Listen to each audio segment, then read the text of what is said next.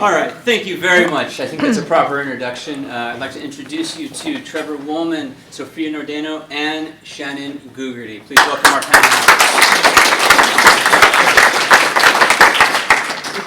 panelists. So I guess I'd just like to start with all three of you, just as an open question. Why do you fight? Good question. Who wants to start that one? Yeah. No, I think... microphone. Oh, I'm sorry. Maybe. On. Can you guys hear me? If you don't hear me, just let me know. Yeah, I think forget the microphone. Yeah. It's better without. But you can all hear us in the back, right? Yeah. Yeah, we're good? Okay, See? yeah. This no guy's, mic. he knows. No, I think I fight because I know that it's never ending. That's the thing with jiu-jitsu or the training part or whatever you want to call the sport that we're doing, that it's just continuously. It doesn't matter. If you win one fight like this, you lose your next, and then it's back to the drawing board. So you can never become like the greatest because there's always somebody else who's going to try to come and take that title from you. And then you got to get better, and you got to get better again. And that's like, I think the biggest power I feel, that it's like, oh, I'm never going to get done with this. This is continuously forever. Yeah, there is no don't perfection to it, and that is kind of the part that kind of keeps you coming back, and you can always get better. And you know, when you get to some point, you're back to square one all over again. I never was interested in fighting. That's not what I wanted to do. But then I got interested in jiu-jitsu, how you can apply your mind to it, and it's not, you don't have to strike with it. All the positions do encompass striking, so it is definitely an element of it, but you can train 100% with your best friends every single day. You can't do that if you're going to be hitting each other in the face, unfortunately. But then the development that you get within yourself, like Josh was saying earlier, but then at some point you get to give that to other people, and you get to see other people's lives change and become better because of just what you've been practicing. And that's, you know, the lack of perfection in it, and then the things you get to give to other people. That's why I kind of stuck with it myself. Absolutely, I agree. I do mixed martial arts. I train jiu-jitsu. I do striking. I do wrestling. I do all types of martial arts, and I guess I have like a very busy mind. I'm constantly thinking about stuff. I'm constantly worried about stuff. I'm constantly thinking about my future, you know, my family. And I guess in the gym, when I go to the gym, that's kind of like the only place and the only time of my day where my brain kind of quiets down. And I'm able to like focus on one particular thing. And I don't think about my financial issues, if I have anything going on, or any, you know, family problems that are going on at home. You know, it's just there. It's like that moment for however long it is. Pretty much my life right now is all day long at the gym. But when I'm there, I'm either training and I'm busy and I'm thinking of something and I'm trying to make myself better, or I'm helping somebody else in the gym getting better, working on a technique, getting better conditioning, just something, you know. And I guess that's the whole art to it in my eyes. It's just something that quiets all my problems down, and I'm able to absorb and fall in love with this, you know, art, and continue to do it every day. And you know, it's like 100% you are going to get hurt, you know, at some point.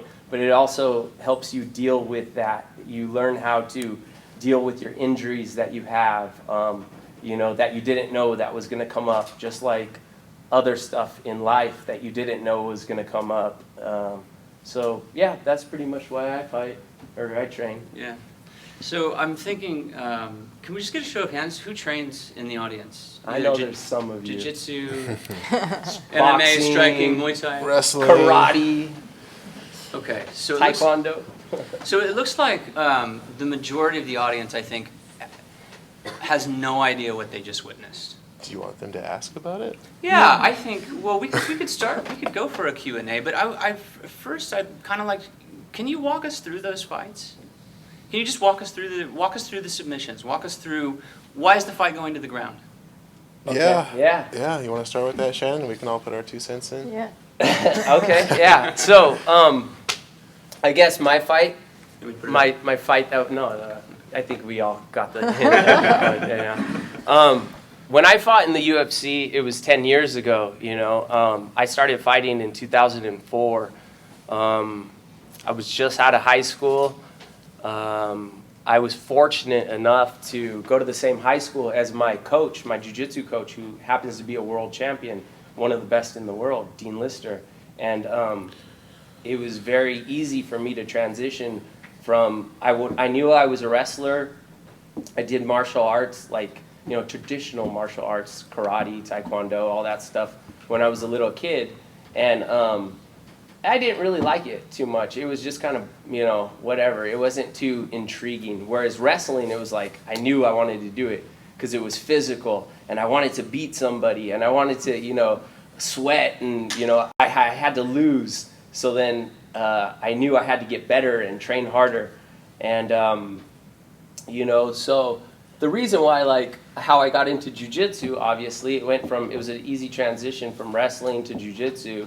And then luckily my coach was so close to me and it just was an easy, smooth transition. But the reason why, like, in my fight, I guess I took him down to the ground was, I don't know if you heard, but he was like some Oklahoma state champion wrestler, you know, and they're really good in Oklahoma. And in San Diego, we're not that great at wrestling. We're good at wrestling, but we're not like Oklahoma good. So I knew right when I took him down and put him on his back, the wrestler, like, I already beat him mentally. So fighting, there's 2 parts to fighting. One is physical and one is mental, okay? So if you don't have them both together, it's really difficult to win a fight or any, you know, combat sports competition, I think. So I knew as soon as I took him down, I had like a mental edge on him. And I didn't want to lose that. I wanted to stay on his head and his neck because that's what wrestlers do to their opponents. They're heavy on the head. They throw them around. They put them on their back, you know. So I knew as soon as I put him on his back, like mentally, I had the mental advantage. And then I started working my way through positions. If you guys don't know, like the whole basis of jiu-jitsu, the reason why, does anybody know why you go to the ground? Anybody? Why do you take a person down? It's to execute a submission, right? Or Absolutely. But why do you take a human, down to the ground?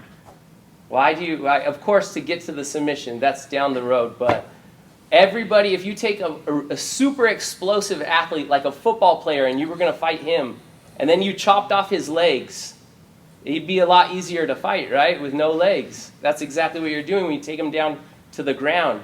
He doesn't have enough explosive kinetic energy that's dangerous that can hurt you. So it kind of like puts the fight in your favor when you get on top of him and you put him on the ground. And then I worked my way through the positions that are in jiu-jitsu. So I got across the side. I got to, which fight was that? Yeah, both. Okay, so no. Whatever, you know. You took them out in the guillotine. Yeah. So, yeah. Choke them out. Choked him out. There you go. Yeah. Choked him out. And Sophia, can we go through your calf slicer? Yeah, so that you can see in my fight is that I'm sitting down on my ass right away. Also because I also knew that she was a wrestler. I don't know shit for stand-up. I don't want to stand up for a second. So I was just like, you can come on top of me. That's my game. We call it to have a guard. I know how to move on my back. Which has been because I've always been fighting with boys. Like, we never had many. I'm from Sweden originally, and we never had like many women fighting. So I always had those big dudes always trying to come on top of me. So the only thing I had was my legs. I got to keep distance. So that's been my forte until today. So then as well that I like the foot locks, which means that you try to break either the knee or the foot or somehow get them to tap out of something like that, like an injury on those limbs. And as soon as I felt that she couldn't pass my guard or come close to me and I could grab a leg, then I just felt so comfortable. I remember that fight so well. It was my first big tournament that I did, that I was invited to do. And I just felt like I have so good control here. It doesn't matter that she moves around me. I might look like I'm getting a little attacked, but I was so much in control. So as I just went by it, it just kind of popped in. I was like, perfect. This is why I visualized when I peed before the fight. Here it is. No, seriously. And they It's like gave I'm- you 5 Gs afterwards. Yeah, oh, well, I wish. Yeah. So that's about it. For me, every time I'm going out there, that was one of my earlier matches, one of my first matches, because I've been focusing a lot of my energy on building a school up, making sure they have their good fundamentals, and with the 2020 year, we're going to go out there and we're going to make a name for our team, which is good. But all my matches and what I teach is very systematic. It's try to take them down if you can. If their skills are better than that, pull guard and use your guard to put the position in your favor. There was a couple pauses I took in that fight, and that's kind of the difference between sport and MMA or it depends on the rule set. There's rule sets for everything, and that kind of dictates what you're going to do. I don't like taking pauses in between the positions. I prefer to keep moving and advancing and working. But yeah, you have to account for all your positions. So you take them down, you get 2 points for that in a typical jiu-jitsu match. Then you want to pass their guard if you haven't already, which is their legs. If you get past that, then you've passed their weapons. That's like what Shannon was talking about, their explosive power. That's pretty much the last of it for somebody who doesn't know what they're doing. Once you pass their guard, they're in deep, deep trouble, even though it doesn't look like much. And then that's called side control usually. And then you're going to advance to the mount position. All these positions, again, are based on your ability to protect yourself. Imply damage if you need to, and it's nice with jiu-jitsu because you can turn it up. Like with striking, if you hit somebody, you don't know what's going to happen. You might break their jaw, they might hit the ground, they might die, they might run into something. So with jiu-jitsu, it's true. It's true. With jiu-jitsu, you can gauge it up. So you can sit there and talk to them, or you can hit them if you want, whatever is necessary. So I always go through the positions and then look for a submission along the way to end the fight as quickly and as efficiently as possible. Ultimately, mount or the back, which is where I got with my match. But yeah, that's kind of the roadmap that I use, trying to go through the positions and understanding when. I think that's a really important life lesson with it is you're going to make mistakes, you're going to get beat, and that's the hardest thing is everybody quits at like the first 2 belts because it's so hard to have your ego just wrenched and tossed around the room, and you get beat by people smaller than you that you see them out in the street like I could beat you.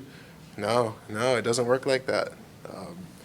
Girls, she'll rip a leg off of most of us.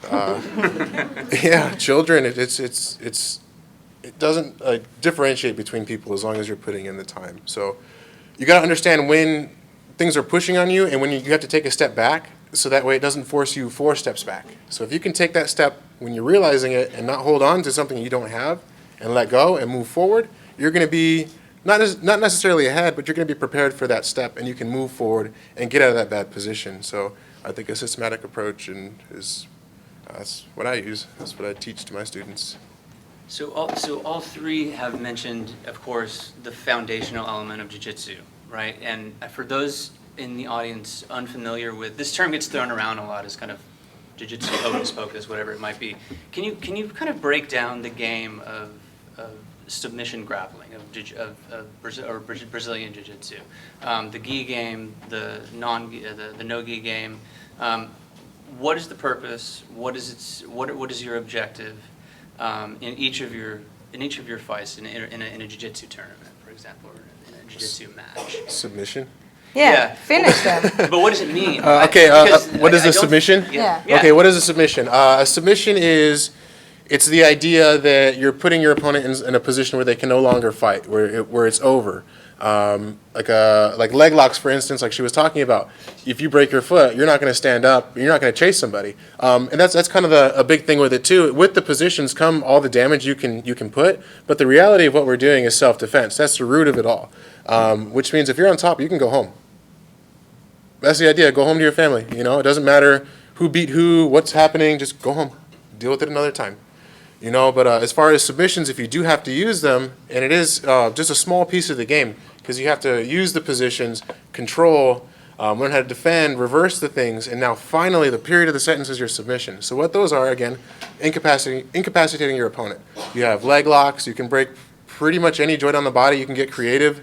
Few of them require surgery, but they're going to put you out for a few months. But here's the thing: is it's safe because we know where you're gonna tap or where it's gonna break or whatever. So we're not concerned about that. We're concerned about the control to it. So yeah, of course, if one of us grabs your arm or your leg or whatever, the potential for injury is there, but you're very, very unlikely to have that. And then you have chokes, and we could talk about that, where you don't get to choose if you're going to tap or not. You're going to wake up or you get to tap. Strangulations. Strangulations, right, not chokes, Strangulas. right. People think that's scary, but really it's safe as well. I looked it up, in case you're curious too. How long it would take to kill somebody if you choked them? Would anybody like to guess? We'll keep this kind of interesting. Anybody want to guess? Because it takes... I know how long it takes for them to fall asleep. Yeah, we'll start with that one. How long does it take to fall asleep? Anybody want to guess? 7 seconds. Just about. Yeah. About 6 seconds. 5 to 10 seconds is a good window. That's great. It's a short amount of time, right? So if you're heated up, you could choke somebody out. But how long does it take to actually kill them? 12 to 15. Pardon me? Like 12 to 15 seconds. Longer than that. Longer than Yeah. that? 20. 20 seconds? In the corner, back. Go ahead, yell it out. Probably like 5 minutes. Of holding them? Yeah. He's- It's got to be over a minute. for He's sure. right. It's between 5 and 10 minutes of holding somebody unconscious and Yeah. you're going to kill Oh them. shit! Yeah. All the movies are lying then. Yeah. That's for sure. So it's really a safe environment, and you really have to. If you're going to use that in a bad way, it's going to be. We lost one. We lost one. We lost one casualty. All right, sorry, Trevor. Anyways, No, that's good. it is very safe. So even if you do go unconscious, I've seen people that are they're hard-headed and they're like, I'm not going to tap. Wrestlers specifically, these chokes, whatever, not a big deal. My arm doesn't hurt, and they go out. But thankfully they're okay. I don't know when the brain damage starts. That's a different topic. Maybe we can get into that one of these days. But it's very rare that people go out. Like probably. Dude, I haven't even gone out yet. I've been doing it for 14 years. There I'm you still go. waiting for the day that I'm gonna wake up and just like, shit, this just happened. But so far, so good. And that's a piece of your humility too, because a lot of people, if more often than not, if you get hurt when you're training, it's more likely more than not you're going to be your fault. Totally. You move weird, or you got stuck somewhere where you didn't realize that, oh, this leg is not gonna go this way, but I tried anyway. Totally. Yeah. Absolutely. So we go from the fights and talking about the techniques of the fights, going from position to submission, or a position of dominance. How does that? This is kind of harkening back to the earlier question. I mean, how does that connect with you, Trevor and Sophia, just in other areas of your life? How does the game translate into lived experience for you? You want to start that one? I'm ready to go on it. That's a tricky one. If you're ready, go. Yeah. I'll jump in. So like Shannon was saying, where I got a busy mind too, and martial arts is one of the places where I get to kind of clear that and have peace in my life to a certain degree. I lost my train of thought. Is the room, come into training and then, everything else clears. Yeah, so everything clears your head because you got somebody on top of you that's trying to choke you or put you in arm locks in the safest way possible. They're usually your friends. Most of my friends have tried to do that to me, and I want them to. But when you take that out of the room, like it's tough sometimes, and you get scared, and sometimes you tap just because you're claustrophobic, and that's fine. But you walk out of that room, you're alive, everything's fine.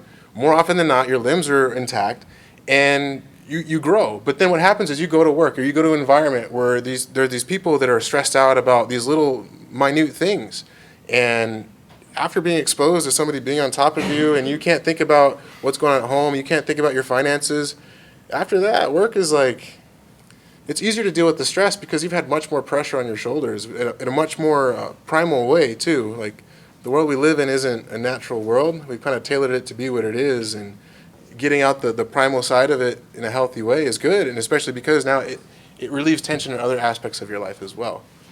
So I think it's a healthy Yeah, balance. that's good. And that's a really interesting point, getting out that aggression, the primal aggression, Right. in a healthy way, in a safe way. How is it in the UFC? It was great. It was fun. I mean, I learned a lot about martial arts, about myself also, more so probably about myself than anything. I would say for sure, like any loss that I ever had in MMA, I would say it wasn't from not training hard enough or the guy was way better than me, you know. I think it was more mental. I had like a mental lapse at some point from, you know, the dressing room to the fight, inside the fight. Like for, you know, these negative thoughts that go through your head when you're walking into a cage at the Mandalay Bay and Brock Lesnar and Frank Mir are the main event and they're saying like it's the most sold out UFC ever, most money, whatever. I don't know, I'm still waiting for some of that money, but anyways, going into it, you know, a lot of like, you know, and I'm sure with just jiu-jitsu matches too. I don't know, I've had probably like 50 to 100 jiu-jitsu matches probably. I've had like over 100 wrestling matches, and I've had 20 to 30 professional MMA fights. And definitely like, you know, a lot of stuff goes through your head, you know, preparing for those matches and those fights. And you wonder why, like the craziest thoughts go through your head, like, why are you doing this? Why, how did you get yourself into this, Shannon? Like, let's get out, you know? And you got to kill those thoughts and you got to deal with, you know, what's in front of you. And I feel like that, like, you know, MMA and fighting has definitely helped me for the outside life, you know, the bigger stuff in life. And, you know, so that's one thing that I'm super thankful for that experience, you know, just to deal with stuff. No, know? but you just get super good at focusing, I think. Absolutely. It's like you're here, you're now. Like there's nothing else. I can always choose to go home, but right now I'm not going home. I'm doing this. Yeah. And it doesn't matter what happens 10 minutes after the fight or 5 minutes before. It's here and now. And that's like a big deal too. Like again, finances, family, bullshit training before, after, what did I eat? No, it's now. And then you have to just put yourself in that mindset and like, okay, we're just going to breathe through this shit. It's happening. And tomorrow, we're going to go back training, even if I win or lose or whatever it is. Because it's constant. It doesn't matter. Like, I see this fight too, and I'm just like, shit, what am I doing there? Why didn't I finish the first, you know? Because it wasn't good enough. Yeah, I feel like definitely, and I'm sure you guys all know this too, obviously, you know, but like it's just something about training and fighting. You put yourself in these certain predicaments and positions, and it's hard, you know. A training camp is hard, you know. A practice is hard for an hour to get through, but you know, you're gonna get better afterwards. You're gonna, you know, it's that fine balance where you gotta put yourself through some shit to get to Rewarded. a higher place, Yeah. you know. So yeah, that's how I feel. Shannon, you were talking about the walkout from the locker room to the cage. Yeah. Can you just describe that experience? What is it like? What's going through your head? Honestly, to be completely honest, I can't describe that feeling in words. Like it's like some feeling that, you know, only if you like, you only get when you're doing certain stuff. Some other people could have that same feeling doing something else, I'm sure. You know, walking up to like a swim meet or whatever it may be, selling a car or whatever they do in their life, you know. It's like a kick. That's their thing, you know. And like for that time, yeah, that walkout, like I'm not having those thoughts then. I know those thoughts are already killed, but I did have like bad thoughts in the locker room. Everybody goes through it, you know. But you gotta learn how to control your emotions. You gotta learn how to control your thoughts. You gotta learn how to slow everything down. You gotta learn how to, you know, focus. And that's pretty much what I'm thinking. One of the best advices that I ever got from one of my training partners, Dominic Cruz, he would just tell me like, just look straight in front of you. Don't look at the crowd. Don't look at who's in the front row. Don't look at Dana White right there. You know, just focus. You know, 20 feet in front of you, just those next 20 feet, those next 20 feet, those next seconds, this first round, the second round, the third round, and then I can let everything, you know. So it's just like little increments at a time, just staying focused and tunnel vision and not getting too distracted and looking at the lights, because the best coaches are the ones that can like, you know, hide all that, make you think that this is just practice. You know, you've done this before many times. It's just practice. This is all an illusion. You got to tell your mind, you know, that these celebrities or whoever, people, fans in the stands, like, it's all fake, you know, it's just another fight with another guy. And that's what happened on my losses, I know for sure. I started getting sidetracked. I started thinking of other stuff. And instead of killing those thoughts in my head and staying focused, you know, I got sidetracked for a little bit too long, and then I got sidetracked for a little bit too long, and then the results didn't go my way. But, you know, I learned so much more from all of my losses than I did from any win I've ever got, you know, so. Yeah, that's great. Sophia, do you train primarily with males or females? Males, Males. I would say, yeah. Would you say this, the world of jiu-jitsu is still pretty male dominant? Totally. But coming here to San Diego and realizing that this is like the mecca of the world right now, there is a lot of females who are starting to train and that has been training for a long time. When I was back in Sweden, we had 4 females who competed totally. Like, we always do an open weight, and we all knew each other. And that was it. Open weight, can you Open weight, what does that's that when mean? you don't have to weigh in before, you don't have to make any weight. You're just like, well, I guess we're all going together because there's only 4 of us again today. We'll hug after, though. Good to see you.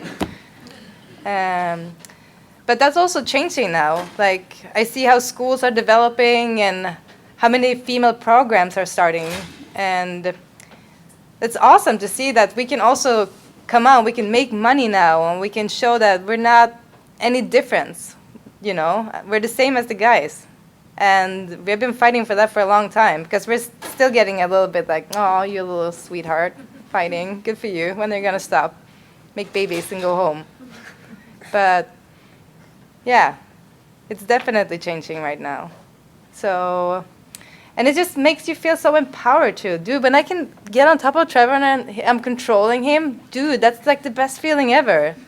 Then it might only last for a second or two before it takes me off or whatever, but, you know, the fight continues, and we try again, and then you just develop all the time. It's an amazing feeling. I could start crying talking about this, but you have to try it to feel it. But, yeah. So what would your advice be for young women who are either worried about maybe like physical violence or protecting themselves or even just getting into the sport? I mean, No, it's like the best thing ever to learn how to move from your back. You know, that's what happens usually in the streets or whatever. You're walking downtown in the late night, someone pushes you down. If you don't know how to move on the ground, they're gonna come on top of you, and that's end game, like you said. Like, oh, they passed your legs, you're done. But I'm super comfortable in my back. You try to take me down, we'll fight from there. Any day, you know. You can sit on my face, I don't mind. I get out because I know how to move. Like, I have my little toolbox. So just to have like a safe way of knowing, like, oh, doesn't matter. Like, I'll jump guard on you, for sure. what does that mean? Jump guard? No, just jump with my legs around you. Like, I'm comfortable here. Like, I have no problems with distance or coming close or coming forward because I know how to move. And Might seem super weird to some people, but that's totally how it is. Like, you come at me, bro. Still waiting. any takers? Exactly. And Show so you some jiu-jitsu. So, Shannon and Trevor, is it you roll with women, right? You train with women. Yeah. I think there's some fear or an uncomfortableness that maybe comes from both sides of that. And Sophia, you can speak to this as well. How quickly does that discomfort dissipate once the fight starts, once the rolling starts, once the match begins? Training. Training? Because there's never really a fight between a girl and a guy, at least I'm not aware of. But training, right? Yeah, training. Training-wise, in the room, yeah, like, you can't just, it's that fine balance. You can't, like, just manhandle a girl because you're obviously going to be bigger and stronger physically.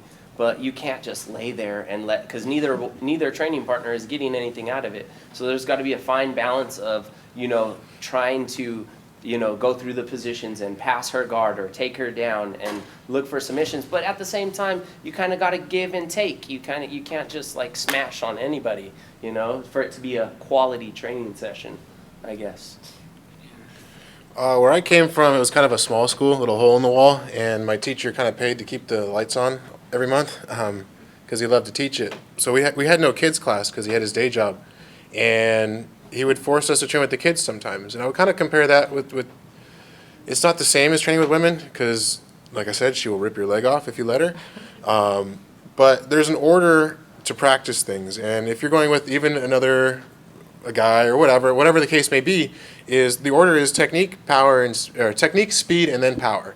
So power is last, speed is second. So technique is always number one. So if I'm going with anybody, I'm always trying to exercise technique because sometimes you go with old black belts or whatever, and they're very, very technical and they have a lot of knowledge to offer. But if you're going to just smash and power and run around all over them, not using correct technique, not looking to learn, then they're not going to help you either, and you're not going to help yourself. So if you're always practicing your technique, and of course you're going to take the power and the speed out. So just exercise that and then just match off of that. That's kind of the rule of thumb that I go with. That way everybody's getting a little bit of something out of it. And Sophia, was it initially uncomfortable to train with men, or has that? No. So for what I remember, it's such a long time ago, and I only did it because I wanted to start doing some kind of training, but it was never uncomfortable because you go into that fight mode right away. And then it doesn't matter if it's a guy or a girl or whatever. It's like, oh, I got to win this fight and get that feeling of like, no, I'm controlling this. Like, you're not going to go away from me. I'm the one who's in charge here. And that, yeah. And if you're thinking about something else, then you're in the wrong room, I think. Can I say something on top of that? Absolutely, jump in. So one of my favorite things to see in jiu-jitsu schools and in general is when women, actually when the guys come in and they see a girl, like, I could beat her. That's my favorite, especially when they have some experience. Especially, strong guys or all younger guys typically, whatever, it doesn't really matter. When they come in and they think they can manhandle that girl and they get tapped repeatedly over and over and over and they're sitting there in the corner thinking about how is this possible?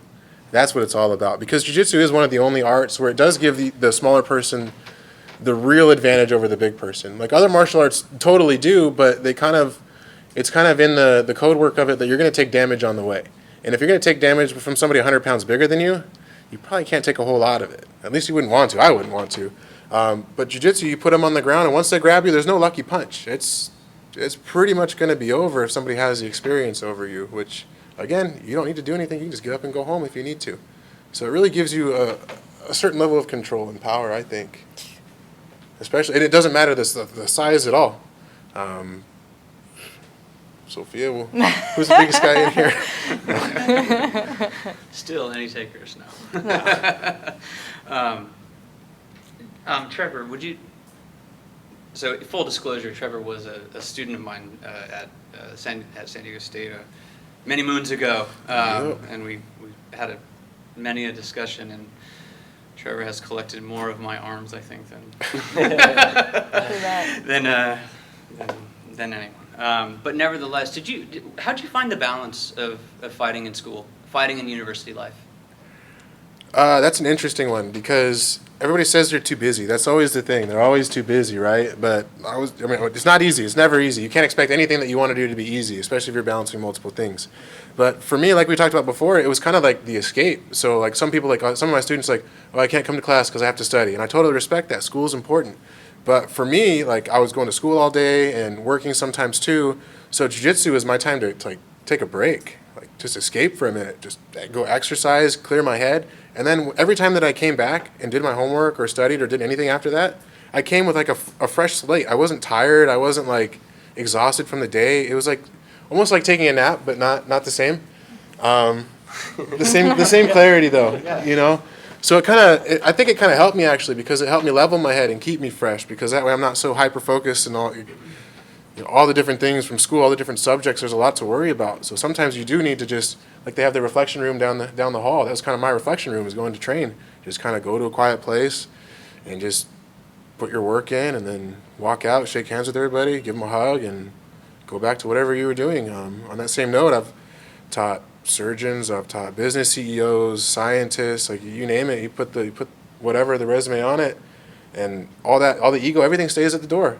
Everybody's just here. They're here now for what it is now, and we're going to train. We're going to get better together as a group, and we're going to go back out the door, and we're going to put our suits back on. You're going to put your mechanic jumpsuit back on. We're going to go right back about what we were doing. It's kind of wild how it breaks down barriers like that. Totally.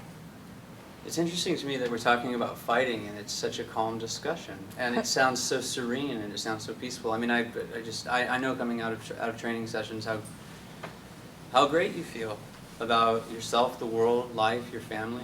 Even on bad days. Yeah. Especially on Especially bad days, bad days. right? Yeah, especially on bad days.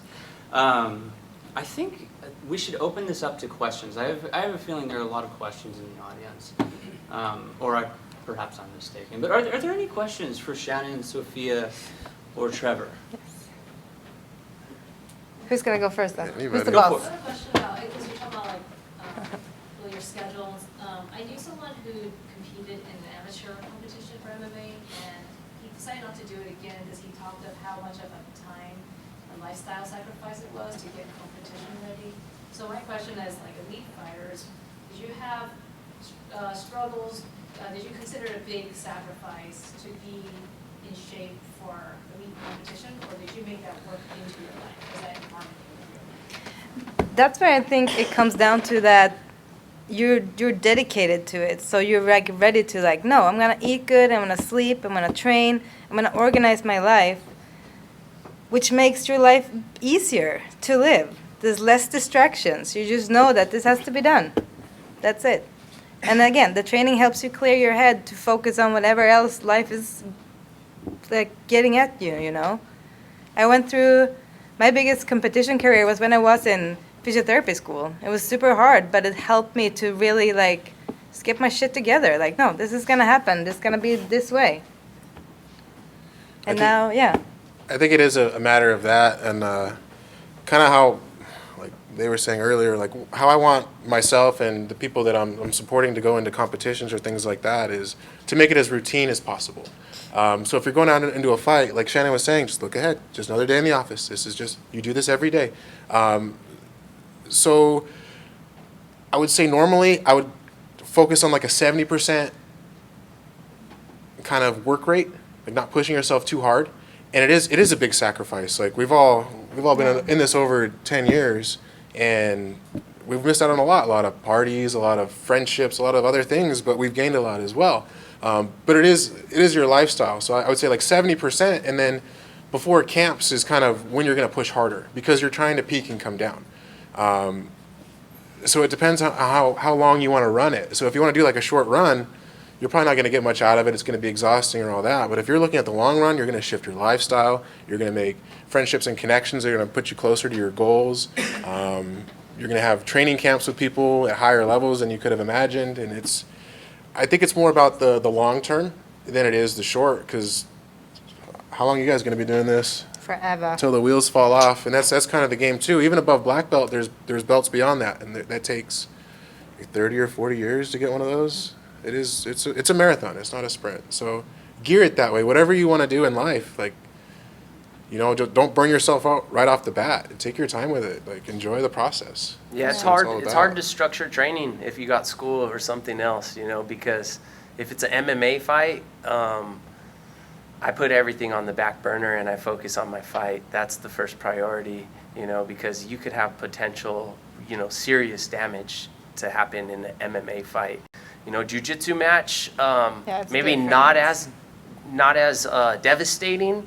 The outcome can be, Consequences. but the consequences. That's exactly, yeah. But you know, they're both very similar. You know, it's just it also helps you learn how to manage your time better. You know. Yeah. There was another question also. Manage your laundry. Yeah. So this is a bit more specific, but actually the ref of your fight, he was talking kind of recently about how, like, when refs shouldn't intervene, because there's certain shows where, like, the leverage can do some pretty serious damage to your spine. So, like, where do you all kind of fall on that? You're talking about Robbie Lawler and Ben Askren, The aren't lift. Yeah. you? Yeah. Yeah. So that one, to be honest, for those of you guys that don't know what he's talking about like a headlock. One of the fighters got another fighter, a very experienced fighter, a former champion, in this headlock position. And I've never seen anybody get choked out from that headlock position, really, especially not a former champion. So, but it did look really crazy. It looked very scary, like he was gonna like snap the guy's neck. So, what was the question about it though? Like, I just wanted to make sure. There's a certain point where you have to let the athletes kind of do their thing. But Right. The ref is also responsible for making sure that guy's not going to get paralyzed. Like, where do you? Exactly. So like, for me, if I was the ref, I would have let it go. But Herb Dean is one of the best in the world, and he stopped it, right? Because he saw something, and he was this close. And you know, I was watching from my couch, so obviously I don't know. So I'm gonna go with Herb's call. I'm gonna go with the refs. That's why they're in there, you know, because that's the last thing. You don't want anybody to get seriously injured, you know, in jiu-jitsu, MMA, in any type of combat martial arts, you know. That's why there's a referee, you know. So, yeah, I'm gonna go with Herb's call on that, and yeah. I think we have a question right here. Honestly, I think like, do you guys like leave it up to the ref though, or do you go full force and wait for the ref to do it? You know, like I'll is answer is that. what am I gonna really hurt this guy? Should I use up? Go ahead. 1 second, let me answer this one real quick. You can't leave it up to the ref. Because what happens sometimes, a lot, because people, they put a lot of time, a lot of effort, it's part of their lifestyle too, their family's watching. So like if you catch them in something, sometimes they'll tap somewhere you can't see and they'll pretend like they didn't. So you cannot leave it to other people. You cannot leave it to the ref. So in the match that I had, every time that I got position and I deserved points, I sat there and I stared at the ref until I got points. So that I made sure I got it, because otherwise they're not going to give them to you. Or, you know, you can't leave it to them because there's a lot of interpretation and gray area. Don't leave it to the ref. You have to finish it. It's nothing personal against the other guy. That's for competition only. But yeah, and the ref, I think their job is to stop it when the person can't defend themselves, and that's the ref's job. But don't leave it up to them, because how many times have you seen people get upset about that? And Yeah. sometimes they're good disputes, sometimes they're not. But the submissions are clear, knockouts are clear, and it doesn't leave the ref to do anything except pull the guy off of him. Yeah, I think you got to just be tunnel vision and be like, go for the kill, honestly, and let the ref do his job. Hopefully he does a good job. But if you're thinking about like, oh, I don't want to hurt him, you're not in the right mindset right there. You're gonna, if you don't lose that match, you're gonna lose one coming up if you keep that mindset. Or Especially way of as you're thinking. going up in levels. Like the other person is not gonna stop for you. So why are you stopping for them? You just have to see it like that. I could see it with, I don't know, if we're talking kids or white belts, again, who's moving maybe not accordingly perfect yet, or they don't know what's going on yet. But for us experienced athletes, we leave it to you athlete to take care of it as well. Like, this is your responsibility here. That's why you sign a waiver signed up before. for this, yeah. Yeah, exactly. It's like you're here to fight, you gotta fight. And then you gotta tap when you're done. Yeah, Trevor mentioned that earlier. He said, like, it's probably your fault if you get hurt. And that's exactly what he's talking about. It's like kind of extreme ownership, right? You know, like, it's your fault, you know, if you got hurt because you didn't tap or you didn't, you know. That's the way I look at it. That's the nice part too. You can make it stop whenever you want. Yep. It's done. over. It's Yeah. over. Back to reality. Now you got to deal with your ego. Yeah. I think there was another question in the back. Yeah. Somebody else. Same topic, I was gonna ask about the Masvidal aspirin fight, you knocked him out in like 5 seconds, but then just kept punching everybody. Okay. Sorry, can you speak up a little bit? No, I heard it. I Don't heard worry, it. I got Sorry. you. Got you. Thank you. That was a very personal fight for Masvidal, right? You know, so I don't know. Yeah, I don't know. I don't even know if that's a question. That's crazy. That Yeah, he was a happened. dick. That's It the he- fight he of was that. kind of, you know, that messed up. But at the same time, I think he gained like more fans after doing that than any other fighter. I think he's the most popular UFC fighter out right now, I think you're right. besides Conor McGregor, like Masvidal, right? Because of Yeah. that fight and just like his attitude of fighting, you know, just being a An BMF. animal. Yeah. Are there any other questions? Yeah. Yes, my question for you guys is, what extent would you say fighting is muscle memory, and what extent is it kind of like actually strategizing and thinking about what you're going to do next? Fighting itself, you can't think. Training is for thinking. When you're actually in the fight, there is no time for it. If you think, they're already going to be steps ahead. So that already has to be done before. So it's pretty much going to be all muscle memory at that point. Maybe very, very small strategies and trying to figure things out when muscle memory is not working, but it's pretty much completely muscle memory, I would say. No, totally agree. That's what you practice for. That in that extreme situation, I already know what to do. And if I'm in trouble, I already know what to do and what my next move is. And the next after that. And to already anticipate what's going to happen. Becomes like second instinct almost. Yeah. You just move that way. Even like, probably you guys too, I move around in bed with hip escapes and jiu-jitsu movements. Oh, yeah. Tossing around like that. It just becomes, instinct, part of your nature, which is I think takes some repetition. people didn't quite get what you're saying. Yeah, I think you're gonna need That's to fine. That's the funny part. That's fine. Well, I've heard stories about fighters Demonstration. waking up with Chokes. chokes Arm and bars, yeah. triangling their pillow or something like that. No, just Okay. move around, hip escape, just defensive movements, nothing aggressive. Fabulous, fabulous. All right, well, I think we only have time for a little bit more. Are there any further questions for the fighters regarding? I have a question. Yep. Oh, go for it. My question is about the progress. Each of you seem to see the constant progress that you can make as one of the great values, that it's never ending. And I wonder how you deal with like the natural process of aging, bodily degradation, injuries that could lessen your abilities in time, increasing responsibilities and other things that can take away. I mean, is it really true that it's constant progress, or do you have to find ways to try to continue to make some progress, but you're slowing down, you're aging, whatever? I mean, I was kind of amazed when I saw your fight and the old man. I was like, oh my gosh, what's going to happen here? And so you said, well, it's an equalizer, but I mean, as Right. you age, that Becomes a factor, I for find sure. that Yeah. powerful, that it could be constant progression. Can I answer that one? Because that's actually been something that I've been studying with very high level black belts. I'm young now, thankfully. Hopefully, I stay that way forever. But anyways, even if you're with a young body and you decide to do conditioning, you want everything to be efficient. Otherwise, you're just wasting energy. And that's what somebody told me. They're like, you could triple your efficiency. How? Taking up space. So it's all in the technique. So if your technique is good, you're going to face trouble with power as things go on and speed, but it's answered by technique. As far as responsibilities and things, everybody's on a different journey. Not everybody's going to train 12 times a week, 7 times a week. 2 or 3 is probably where you could stabilize. But if you do that, it's going to clear your head. You're going to be able to, let's say you're going out with your family, right? Because I actually had a student, he trained a certain style of martial art, and it wasn't quite legit, and he actually got mugged in front of his family over $5 in front of his baby girls. So he's like, I want to take lessons so that way I can be more comfortable when I'm walking outside with my family.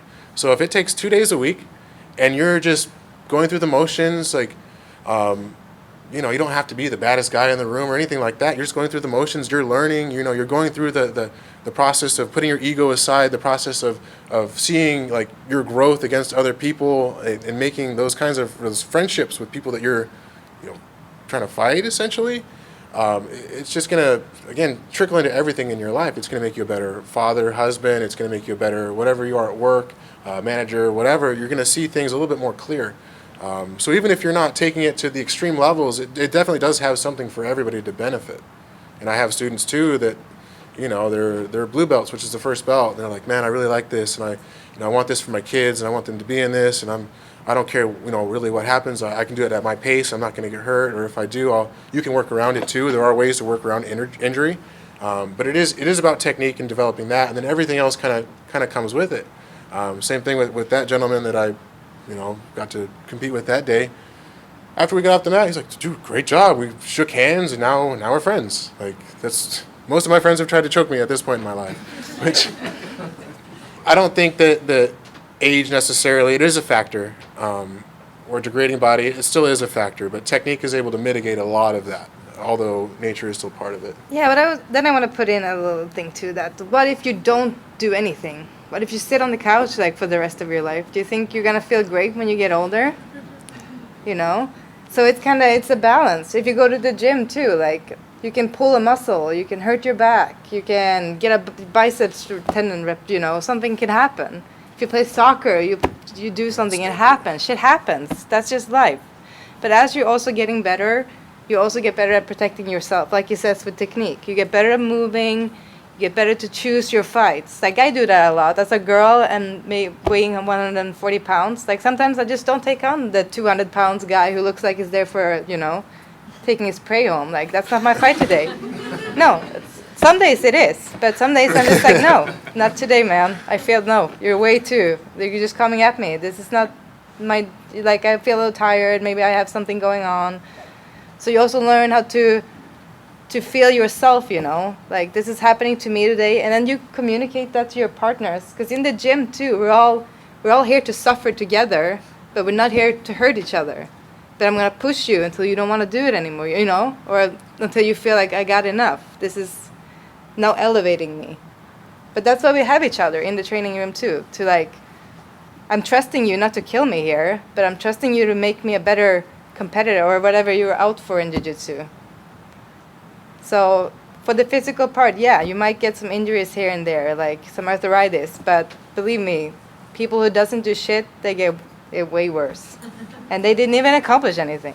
As a physiotherapist, I just want to let you know that this is my true belief. You got to do something. Whatever it is, it's always going to hurt a little bit here and there, but life hurts. And then you deal with that. And then you see me. I'll get my card after. What was your question, John? Oh, I was going to ask if anybody was interested now after hearing this, if they've never trained before and they're just interested in training. I was just curious. Throw it out there.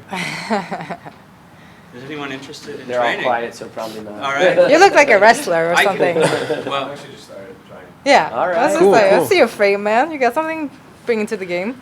Cool. Well, I mean, I can just tell you from my own experience, and again, that please do not confuse me with Shannon or Sophia or Trevor. These are elite athletes that perform at the highest caliber, but I can tell you that training and choosing to train, walking into the gym, even if it looks intimidating or even if it looks frightening or whatever your reasons may be not to go in, you should. It makes you a better person. I really believe that.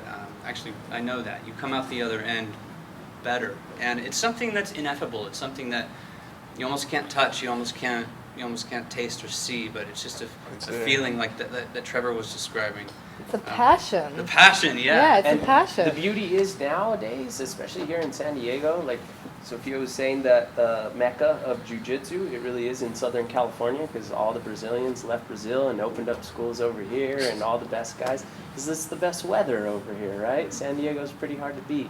But you guys who haven't trained and are kind of curious about it, you guys are fortunate enough to be able to go out and try it at any jiu-jitsu place around your school or house or whatever, and that's the beauty. None of them should make you sign up that first day or take money from you. If anything, you should be able to go and try out like 5 different jiu-jitsu academies, 10, and then choose one that you like, that you feel a good vibe from, and a good school, and you know that's going to work for you, and that's my advice. So that's being lucky San Diego natives or whoever's living here. You get lots of options, where a lot of people in the world don't get that option. There's one place to train, and they have to drive 50 miles to it, and they're assholes to them there. You know, they're just not. It's not a great school or whatever. Here, San Diego, there's very rare that it's not a great school, because you have to be at a high level to maintain your business here in San Diego, because it's such a great place. I think the hardest part at any level, whether you've never done it before or whether you're well into your black belt or at any rank really, walking in the door. That's it.